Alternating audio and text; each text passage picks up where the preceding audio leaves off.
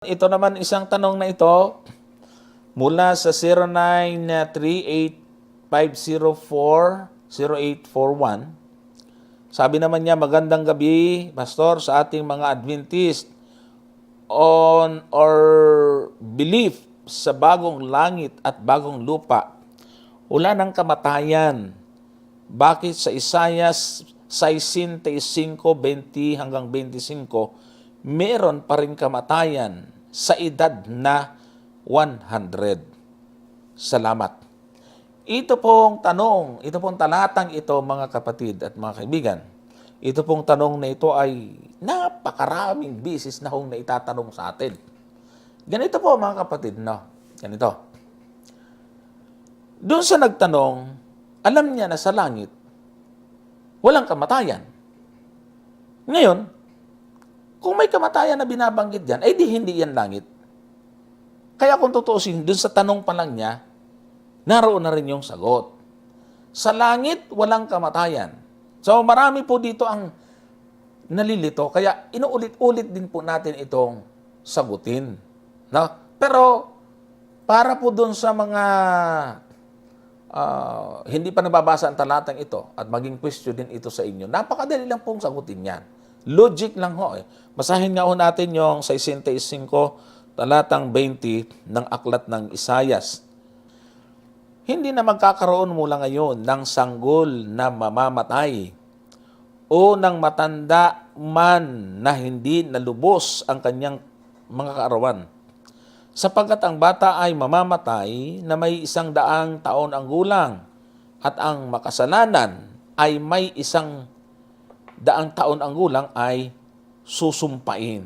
Pansinin po ninyo, sa talatang 20, may mamamatay at mayroong makasalanan at may sumpa. Ayan po, di ba? Tapos doon sa unang bahagi, hindi na magkakaroon mula ngayon. Yung binabanggit ni Isaias po dyan ay mula ngayon. Yung binabanggit po niyan panahon, hindi po yan sa darating. Ang nagpalito dito ay yung konteksto na dapat maingat natin pag-aralan. Sabi ng verse 21, at sila'y magtatayo ng mga bahay at ang mga yaoy kanilang tatahanan. At sila'y mag-uubasan at magsisikain ng bunga ni yaon. Sila'y hindi magtatayo at iba ang tatahan. Sila'y hindi magtatanim at ibang kakain. Sapagkat kung paano ang mga kaarawan ng punong kahoy ay magiging gayon ang mga kaarawan ng aking bayan at ang aking mga pinili at mga gagalak na malaon sa gawa ng kanilang mga kamay. Sila ay hindi gagawa ng walang kabuluhan o manganganak man para sa kasakunaan, sapagkat sila ang lahi ng mga pinagpala ng Panginoon at ang kanilang mga anak na kasama nila. At mangyayari na bago sila magsitawag, sasagot ako at samantalang sila'y nangagsasalita, aking diringgin. Ang lobo at ang kordero ay manginginaing magkasama at ang leon ay kakain ng dayami na gaya ng baka at alabok ang magiging pagkain ng ahas. Sila'y hindi mananakit o magpapahamak man sa aking buong banal na bundok, sabi ng Panginoon. Ayan.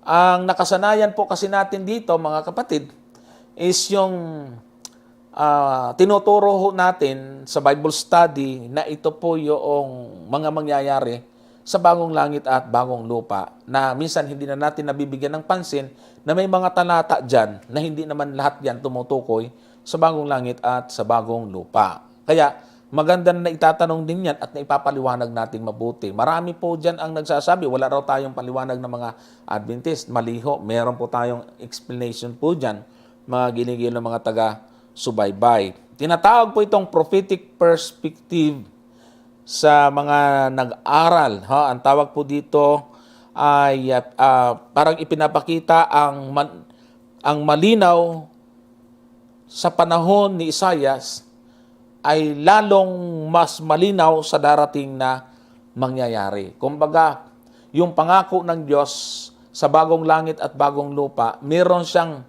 partial na patikim sa bayan ng Diyos sa pangako niyang lupang pangako yung Kanaan.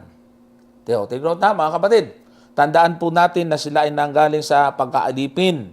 Pinalaya po sila at papunta po sila sa lupain ng Kanaan, yung promised land. Sa daan, marami po ang namamatay sa sakit, bata pa, namamatay na, nagkakasakit, at yung ibang mga hindi umaabot sa tamang gulang, namamatay na. Nangako ang Diyos sa kanila na pagdating doon sa promised land, sa lupain ng Kanaan, ay hindi na nila ma-experience yon. Mararanasan ng bayan ng Diyos ay talagang aabot sila sa edad. Yung bata ay aabot ng 100 ang edad bago mamatay doon sa promised land. Ano po, mga kapatid? Kaya yung pong sumpa na binabanggit ho dyan, at least yung sumpa ng kamatayan ay bago po nila maranasan, ay aabot sila sa kanilang katandaan. So may sumpa, may kamatayan. Hindi po yan ang bagong langit at ang bagong lupa. So ibig sabihin, ito yung, kumbaga, pinarana sa kanila ng Diyos na kahit dito pa lang sa lupa ay tapat ang Diyos sa kanyang pangako. Na-experience nila yon sa Kanaan. Kaya idinudugtong po dito yung langit para ipakita ni Isaias na mas malinaw, mas katiwa-tiwala ang pangako ng Diyos sa darating. Yan ho yung ating pong pag-aaral tungkol dyan, mga kapatid at mga kaibigan. Kasi, hindi pwedeng langit yan. Dahil nga wala nga kamatayan doon. Sabi po ng aklat ng Apokalipsis, sa 21, talatang 4, ay ganito ang ating mababasa. Sabi po rito, at papahirin niyang bawat luha sa kanilang mga mata, at hindi na magkakaroon ng kamatayan. Hindi na magkakaroon pa ng dalamhati o ng pananambitan man o ng hirap pa man. Ang mga bagay ng unay naparam na. Ayan po ang malinaw na tinutukoy po doon sa bagong langit. At bagong lupa or doon sa tinatawag nating New Jerusalem. Wala nang pag-iyak, wala nang luha, wala nang sumpa, wala nang kamatayan. Hindi na magkakaroon ng dalamhati, ng pananambitan man sapagkat ang mga bagay ng una ay naparam na. So para hindi po kayo malito, mga kapatid. Pag may kamatayan, hindi yan lupa.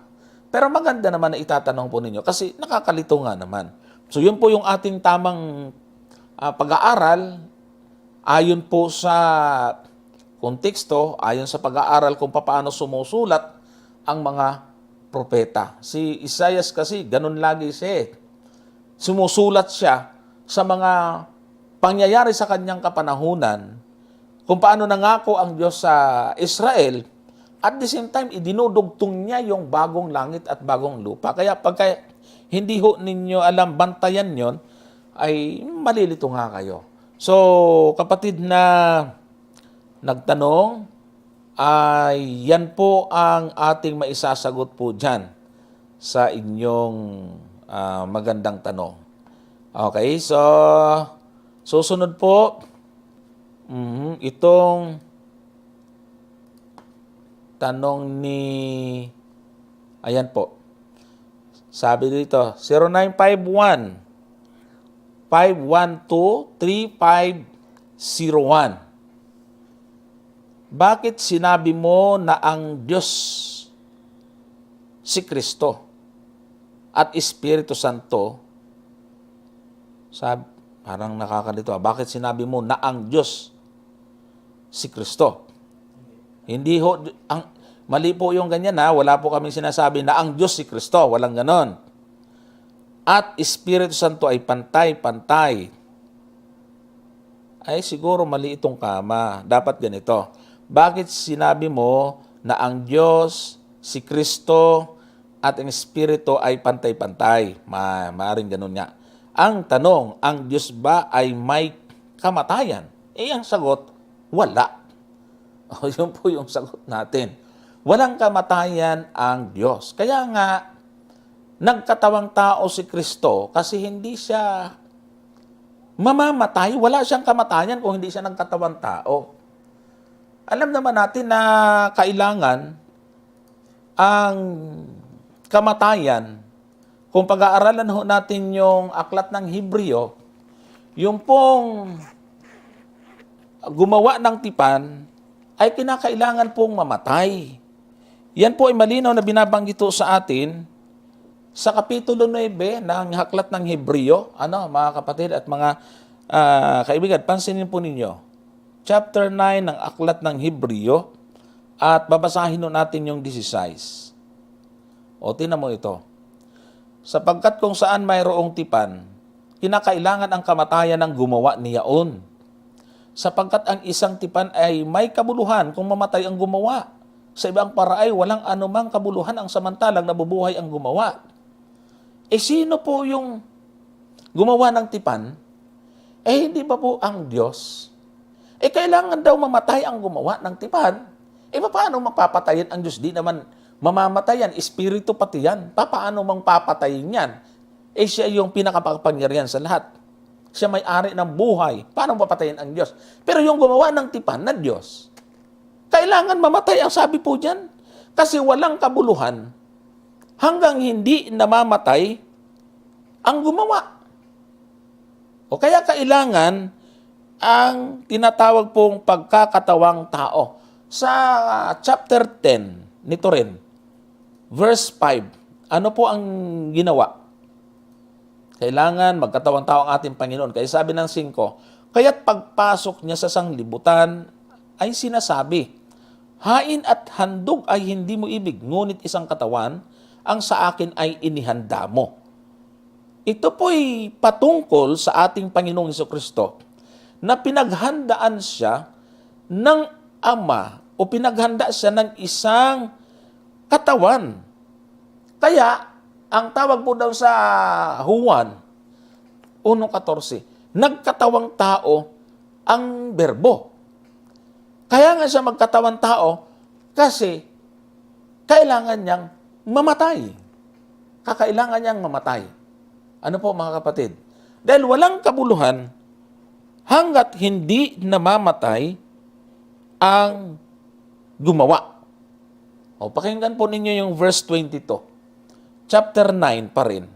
Sabi po rito, ito muna, sa 21. Gayon din ang tabernakulo at ang lahat ng mga kasangkapan sa pangangasiwa ay pinagwiwisikan niya ng dugo sa gayon ding paraan na ayon sa kautusan ay halos masasabi kong lahat ng mga bagay ay nililinis ng dugo at maliban na sa pagkabuhos ng dugo ay walang kapatawaran.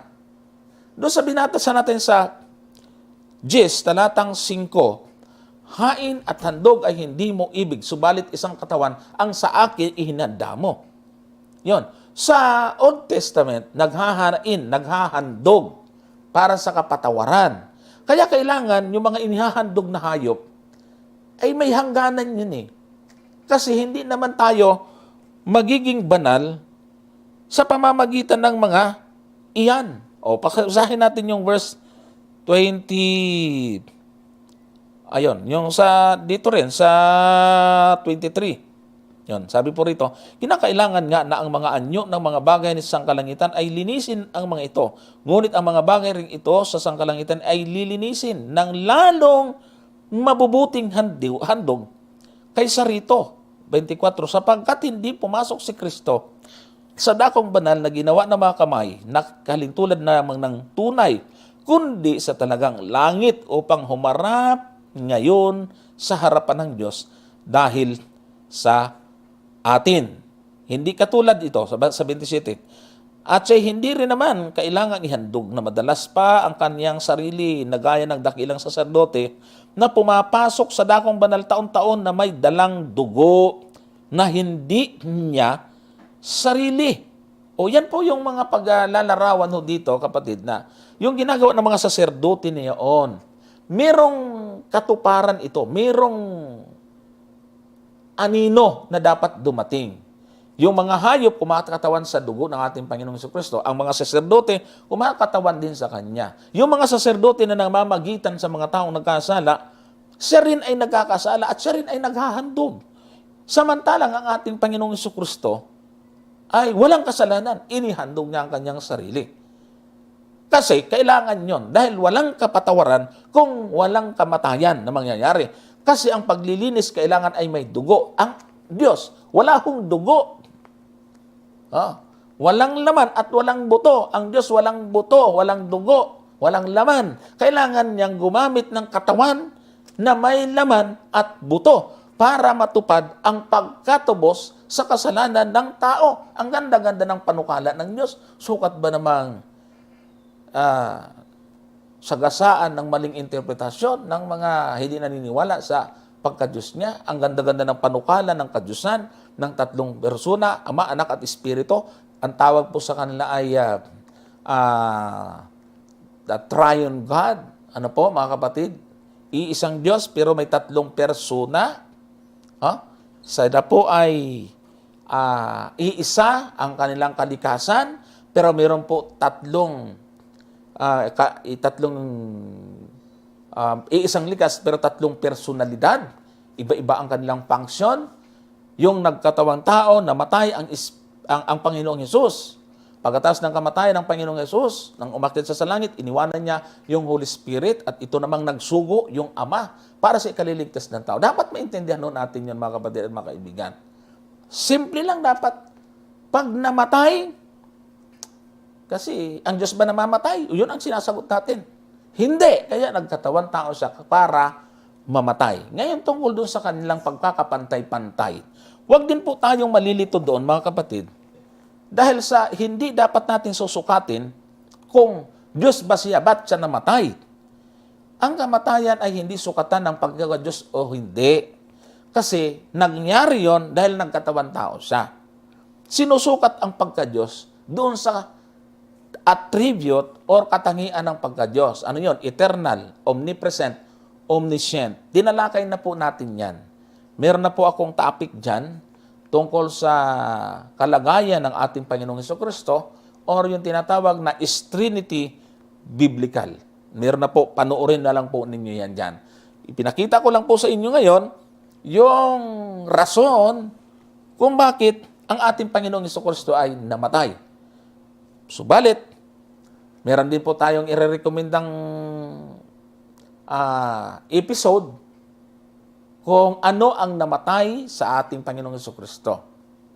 Kasama ko po dyan si Pastor Gideon Durante sapagkat meron dalawang buhay na nasa Panginoon. Buhay ng pagiging tao at buhay ng pagiging Diyos. Ang namatay sa Kanya ay yung buhay ng pagiging tao nung siya'y nasa laman. Yun ho ang namatay sa Kanya. Hindi ho namatay sa Kanya ang buhay ng Kanyang pagiging Diyos. Dahil ang Diyos ay walang kamatayan. Okay? So, yun po yung ating maisasagot sa magandang tanong na yan. Ngayon, meron po isa ditong sinabmoro. Tanong lang po, sinabi ba ni Jesus na siya ay Diyos? At paano ba siya mananampalataya kung siya ay Diyos? Sino ang sinasamba ni Jesus? So ang sinasamba ni Jesus, yung Ama. Ngayon, ipapaliwanag natin kung bakit. Okay. So ipapaliwanag ho natin dito yung dalawang mahalagang punto. Ang una niyang tanong, sinabi ba ni Jesus na siya ay Diyos? Sa mga pagtalakay po natin, ay mayroong talata na binanggit po tayo, yung Apokalipsis 1, talatang 8. Sabi po dyan, ako ang Alpha at ang Omega, sabi ng Panginoong Diyos. Ngayon at ang nakaraan at sa darating ang makapangyarihan sa lahat. So, pinaliwanag na rin po natin doon na itong nagsasalitang ito na ako ang Alpha at ang Omega ay walang iba kundi ang ating Panginoong Hesukristo. Kaya ako ang Alpha at Omega, ang sabi ng Panginoong Diyos. Pag sinabing Alpha, Omega, yung unang litra kasi sa Greek alphabet ay Alpha. Ang last letter of Greek alphabet ay Omega. Ibig sabihin, siya yung pasimula, siya rin yung wakas. Hindi ho tao yun pag ganon. Kaya sabi dyan, Diyos. At yan pong salitang yan ay ikinapit sa ating Panginoong Hesukristo. Naulit na rin po natin yan, mga kapatid at mga kaibigan, sa ating pong mga pagtalakay sa mga unang mga tanong po sa atin.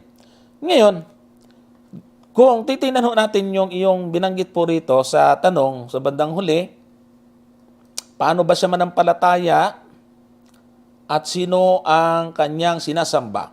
Ang sabi po sa atin sa aklat ng unang Pedro 2:21, sapagkat sa ganitong bagay, kayo'y tinawag, sapagkat si Kristo man ay nagbata dahil sa inyo, na kayo'y iniwan ng halimbawa upang kayo'y magsisunod sa mga hakbang niya. O yon, ang buhay ng ating Panginoong Hesukristo dito sa lupa, mga kapatid, ay isang halimbawa. Naging masunurin siya sa lahat ng mga kautusan. Wala siyang nilabag. Bintang lang ho yung sinasabing sinira niya yung Sabat. No, bintang lang po yan. Paniniwala ng mga Parisiyo yun. Kung meron sa inyo naniniwala na may sinira siyang kautusan, hindi kayo Kristiyano. Parisiano ang tawag po sa inyo. O kaya mga Hudyano. Yan, mga iskriba at mga Parisiyo ang nagsasabi na may sinira siya. Ang sabi po dyan sa talata, tayo ay iniwanan niya ng halimbawa upang tayo'y magsisunod sa hinakbang niya. Isipin mo kung nagkatawang-tawa ang Panginoon tapos hindi naman nagpakita ng ihimplo na siya'y nananalangin, tumatawag sa Diyos, sa Ama. Ay pangit namang halimbawa yan. Kaya sakto talagang halimbawa, mapanalinginin. Naging laging nakadepende sa Ama sapagkat nasa kalagayang tao at nagpapakita siya ng halimbawa sa atin. Kahit na nga sa bautismo Hindi naman kailangan bautismuhan talaga ang Panginoon, mga kapatid. Tingnan mo, sabi ng Mateo, ayaw nga ni Juan Chapter 3, verse 13, nang magkagayon na paroon si Jesus mula sa Galilea at lumapit kay Juan sa ilog ng Jordan upang siya'y bautismuhan niya. Datapat ibig siyang sansalain ni Juan na nagsasabi, kailangan ko na ako'y iyong bautismuhan at ikaw ang naparito sa akin. Ano pong sagot ng ating Panginoon? Ngunit pagsagot ni Jesus ay sinabi sa kanya, payagan mo ngayon, sapagkat ganyan ang nararapat sa atin, ang pagganap ng buong katuwiran. Nang magkagayoy, pinayagan niya siya. At nang mabautismuhan si Jesus, pagdakay umahon sa tubig, at narito, nangabuksan sa kanyang mga langit, at nakita niya ang Espiritu ng Diyos na bumababa tulad sa isang kalapati at lumapag sa kanya. At narinig ang isang tinig na mula sa mga langit na nagsasabi, ito ang sinisinta kong anak, na siya kong lubos na kinalulugdan. Abay, kita mo na, yung pagsunod ng ating Panginoon sa kung ano ang dapat kinalugdan ng Ama. At nakita din yung banal na Espiritu sa anyong kalapati.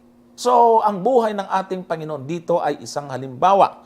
Kapatid, kaya yung inyong tinatanong na sino yung kanyang sinasamba niya at paano siya sumasampalataya, kaya nga sa aklat ng Apokalipsis, dapat ang pananampalataya natin ay pananampalataya ni Jesus. Yung paano siya sumampalataya, dapat ay ganun din tayo, mga kapatid at mga kaibigan. Kasi siya ang pinakatamang huwaran. Tingnan mo yung sinasabi sa aklat ng Hebreo, Kapitulo 12. Chapter 12 ng Hebreo. Ang sabi ng talatang 2, namasdan ninyo si Jesus na gumawa at sumakdal ng ating panampalataya, na siya dahil sa kagalakang ibinilagay sa harapan niya, ay nagtiis ng cross, na niwalang bahala ang kahiyan at umupo sa kanan ng luklukan ng Diyos. Kita mo na? So yung pong ginawa ng ating Panginoong Jesucristo, ang sabi dito ng sumulat ng aklat ng Hebreo ay, ito ang dapat po nating gayahin. Dapat po nating tingnan ang ating Panginoon bilang halimbawa at siya rin ang nagsasakdal, nagpapaging sakdal ng ating pananampalataya, finisher of our faith, or sa ibang salin ay perfecter of our faith. Siya nagpe-perfect ng ating ng ating pananampalataya. So tingnan po ninyo mga kapatid, siya na nagbigay ng halimbawa kung paano mananampalataya ng tama, siyang ating titingnan. Siya rin kasi ang magpapaganysakdal ng ating pananampalataya, mga kapatid. Kaya, yung mga ganitong paniniwala mga kapatid, ay medyo, pasensya na po, medyo nakakaawa. Kaya tama itong si Brother Juban, na nag-isip talaga kayo. Kasi kahabag-habag yung ganitong mga paniniwala na paano siya naging Diyos, bakit may sinasamba siya, paano siya sumasampalataya. Hindi na ituro sa inyo ng tama. Hindi na ituro sa inyo ang magagandang mga ginawa ng ating Panginoong Hesus bilang halimbawa natin. Mga kapatid, alam nyo, hindi pwede na walang makikitang halimbawa ang Panginoon. At kung ang gagamitin lang din halimbawa ay ang mga tao, hindi saktong halimbawa yun kasi ang mga tao nagkakasala. Imagine, yung mga patriarka. Si Moises, gagamitin nating halimbawa ay nagkamali nga siya, biro mong hampasin niya yung bato. Ayan ito instruction sa kanya, hindi dapat hampasin. Tapos yun din ang gagamitin nating halimbawa, ay di gagawa rin tayo ng sarili nating hindi ayon sa kalooban ng Diyos. Sino pa? Si Abraham. Ama ng pananampalataya, pero pumalpak din. Nakinig sa asawa. Sinipingan yung hindi naman niya asawa. Di ba kapatid? Si Jacob. Mga kapatid at mga kaibigan, anong ginawa niya? Ng agaw, ng pagkapanganay.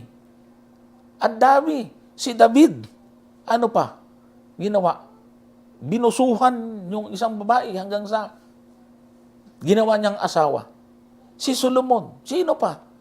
Si propeta nga, Isaias meron din siyang problema ito, basahin natin yung inaamin ni Isaias na hiyang-hiya siya sa Panginoon. Kumbaga sabi niya, hiyang-hiya naman ako sa iyo. Sabi po dito sa talatang 5, nang magkagayoy sinabi ko, sa aba ko, sapagkat ako'y napahamak, sapagkat ako'y lalaking may maruming mga labi, at ako'y tumatahan sa gitna ng mga bayan na may maruming mga labi, sapagkat nakita ng aking mata ang hari, ang Panginoon ng mga hukbo. Kita mo, pasin ninyo yung talatang yan. Nangangatuwiran pa si Isaias, makita niyang Panginoon. Awang-awa siya sa sarili niya, kawawa pala ako, makasalanan ako, ang aking kahinaan, yung aking labi, yung kanyang bibig. Siguro masama magsalita. Baka gumagamit din to ng mga salitang mapanlait.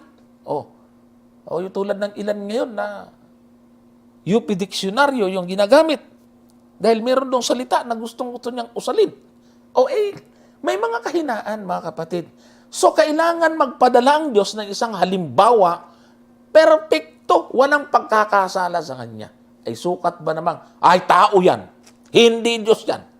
Pasaway talaga, Ay sabagay, gano'n naman talaga May kalaban talaga. May mga antay talaga sa Panginoong Jesucristo, meron namang pro. Ang mga antay dyan, nagpasimula pa sa Kanya, nung nangangaral siya, naroon na yung antay, lagi siyang pinupulaan, lagi siyang sinasabihan. Mali yan, mali ito. Nilabag mo yung Sabat. Abay, kinuha din yung mga ngayon, ng mga tao ngayon. Hindi nila napansin, hindi nila sila Kristiyano. Hindi na sila kakampi ni Kristo ang sabi ng Panginoon, ano bang sabi ng Panginoon? 5:17. Sabi ng Panginoon dito, huwag ninyong isipin ako'y naparito upang sirain ang kautusan o mga propeta. Ako'y naparito hindi para upang sirain, kundi upang ganapin. Alam po ba ninyo yung tinutukoy po ditong kautusan at mga propeta? Wala po siyang utos kahit isa na nilabag. Yung mga sulat ng propeta, sulat ng kautusan, yung kautusan dyan ay numos. Lahat ng mga nakasulat sa Old Testament, sa Torah, sa mga aklat ni Moises, wala siyang nilabag. Pero ngayon, nilabag niya. Kaninong paniniwala yon? Mga Hudyo ang nagsabi ng ganon. Kaya napakaraming kalaban ni Kristo ngayon. Pero ang pangalan ni Kristo, nilagay sa karatula. Kita mo na yan. Yan po ang sinasabi ng ating Panginoon Jesucristo dito sa 24 ng Mateo at ang talata ay ano po? Sabi po niya sa talatang 5. Sa 4 muna.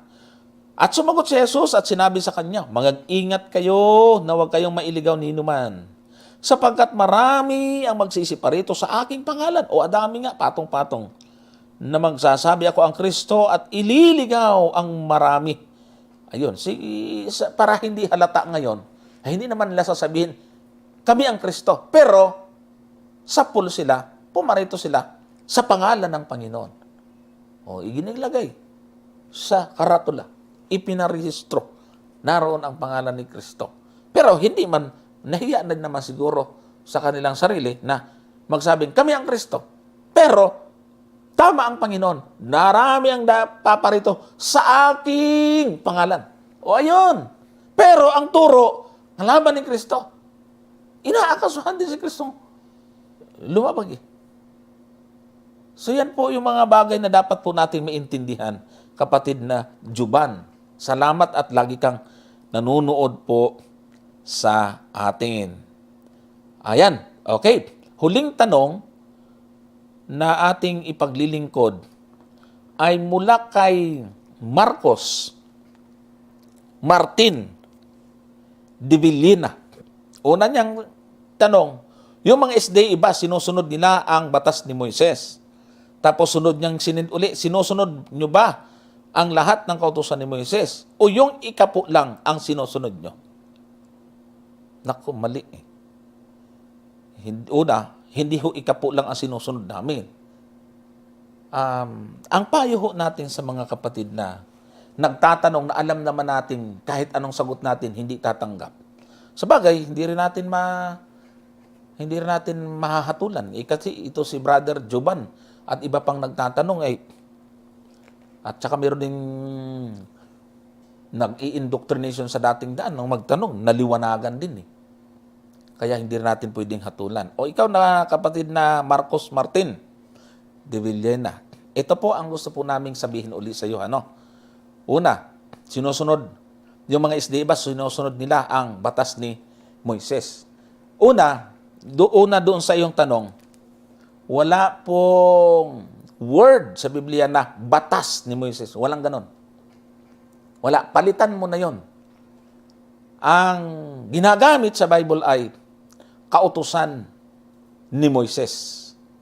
Yun ang termino. Hindi batas ni Moises. Walang ganon po, kapatid. Ngayon, tanong, sinusunod ba ng mga Seventh-day Adventist? Sagot, may sinusunod, merong hindi. Ayan. So, bakit merong sinusunod, merong hindi? Baka sabihin nyo, di namimili lang kayo. Abay, dapat lang. Kasi meron talagang kautusan na hindi na dapat sundin at may kautusan na dapat sundin. Dapat lang malaman natin kung ano yung kautusan na hindi na dapat sundin at kautusan na dapat pang sundin. Kasi pag nilahat-lahat mo yan, windang, sira ang kamada, ika nga. O magpapakita ho tayo ng kautusan na sinusunod. Pero ito ay ayon sa kautusan ni Moises. Halimbawa, ito. Ikalawang Hari 23:25. At walang naging hari na gaya niya na una sa kanya na bumalik sa Panginoon ng buong puso niya, buong kaluluwa niya, at ng buong kapangyarihan niya, ayon sa buong kautusan ni Moises, ni may babangon mang sumunod sa kanya na gaya niya. Okay, pansinin niyo ho. Ang tinutukoy po dito ay yung pagbalik sa Panginoon ng buong puso. Katumbas ito ng pag-ibig sa Panginoon ng buong puso, buong kaluluwa, buong kapangyarihan. Di ba binanggit ho yan ng ating Panginoong Jesucristo? Yan ho pala ay ayon sa kautusan ni Moises. Ngayon, tanong, hindi nyo ba sinusunod dyan? Yan ho yung nasa Kapitulo 22:37 ng Mateo. Kaya kung ang tanong nyo, Hindi nyo ba sinusunod? Kayo ang dapat na mag-isip muna. Kasi tulad niyan, sa totoo lang, kayo ho yung hindi nakakaintindi. Kayo po yung nakalagay sa alanganin. May mga talata po na nakasulat sa kautusan ni Moises, pero hindi nyo pwedeng sabihin hindi nyo sinusunod. Ito pa, bantay, isa dagdagan pa natin. Deuteronomy 6:5.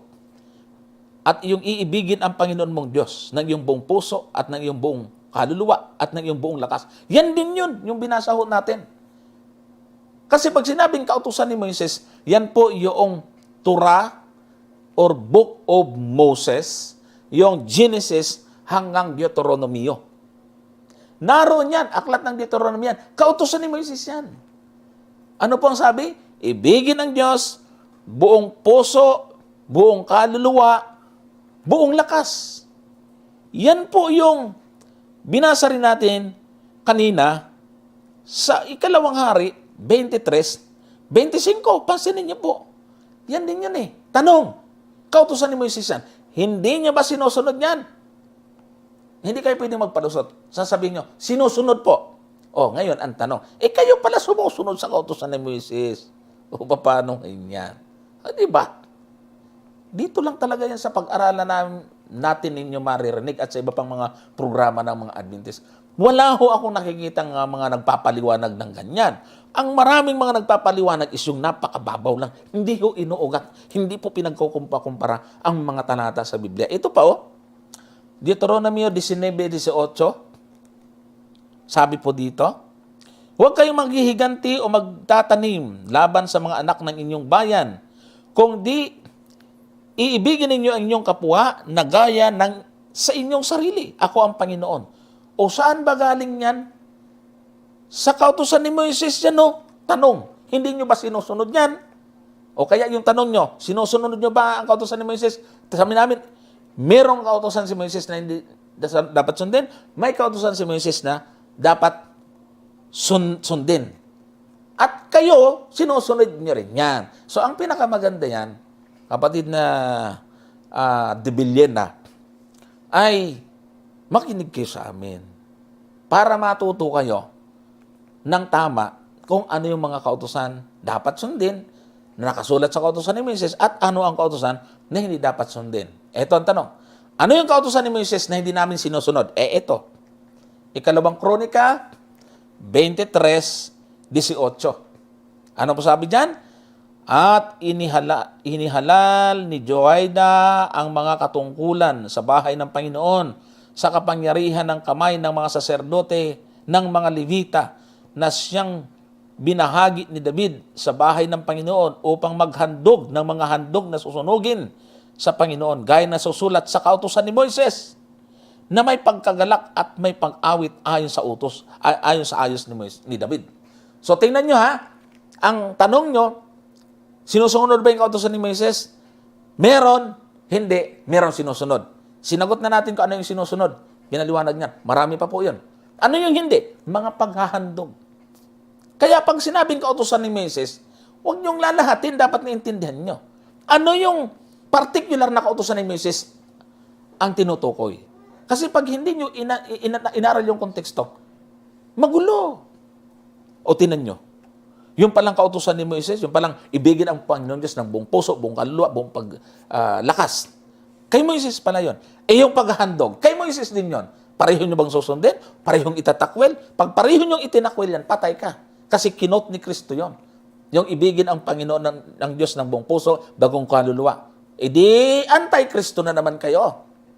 Antay na naman kayo sa utos ng ating Panginoong Jesucristo. Di ba ang gulo-gulo? Sa Adventist nyo lang talaga matutunan yan, Kayo naman, Di ba ang linaw?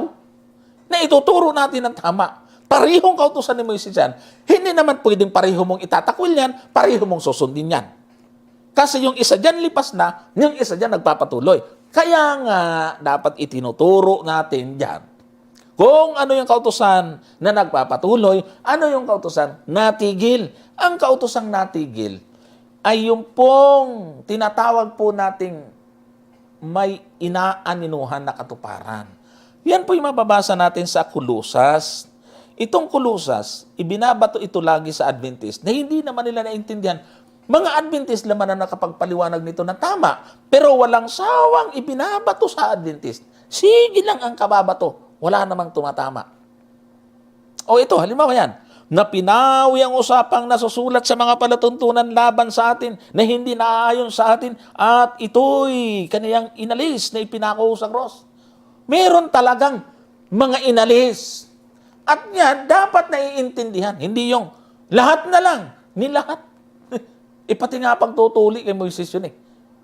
Oh, pati yung pag-ibig sa Diyos ng buong puso, buong kaluluwa, kay Moises nga yun eh. Yung wag liliko, wag sa kaliwa, wag liliko sa kanan, kay Moises nga yun eh. Wag dadagdagan, wag babawas, kay Moises din yun eh. Ginagamit nyo rin. Bakit? Kinakalaban nyo si Moises. At patunay na yung mga alagad, hindi galit sa kautusan ni Moises. Ginamit nga nila eh. Eto oh. Ayan, sa 28, ayan, 23, ano po? At nang mataningan na nila siya ng isang araw, ay nagsiparoon ang lubhang marami sa kanyang tinutuluyan at sa kanila'y kanyang ipinaliwanag ang bagay na sinasaksihan ang kaharian ng Diyos na at sila'y hinihikayat tungkol kay Jesus sa pamamagitan ng kautusan ni Moises, gayon din sa pamamagitan ng mga propeta, buhat sa umaga hanggang sa gabi. O ngayon, yung mga ayaw sa kautusan ni Moises, hala, kayo na mismo ang nagpatunay na iba ang aral nyo at paniniwala sa mga alagad. Huwag nyo laging tuligsain yung kautusan ni Moises kasi hindi nyo naman naiintindihan. Pag sinabing kautusan ni Moises, hindi ho yan 10 utos eh. Yan ho yung mga aklat ni Moises. Ginamit ng mga alagad upang ipanghikayat. Ginamit din yan ng Panginoon eh. Bakit? Kasi sinight niya yun. Di ba doon sa 22 ng Mateo? Pensin ninyo ha, 22. Yung 37 kanina, 37. O sabi dyan, at sinabi sa kanya, ibigin mo ang Panginoon mong Diyos ng buong puso mo at ng buong kaluluwa mo at ng buong pag-iisip mo. Yan yung binasa natin kanina sa Deuteronomio 6:5. Kautusan ni Moises yan, sangayon doon sa binasa natin mga talata kanina. Ginagamit ng Panginoon. Ngayon, tinutuligsan nyo, kalaban nga kayo ng Panginoon, kalaban din kayo ng mga alagad. Kaya kung meron mang windang, weirdo, maling-maling doktrina, hindi mga Seventh-day Adventist. Manapa, sa Seventh-day Adventist lang ako makikita ng malinaw na pagpapaliwanag tungkol dito.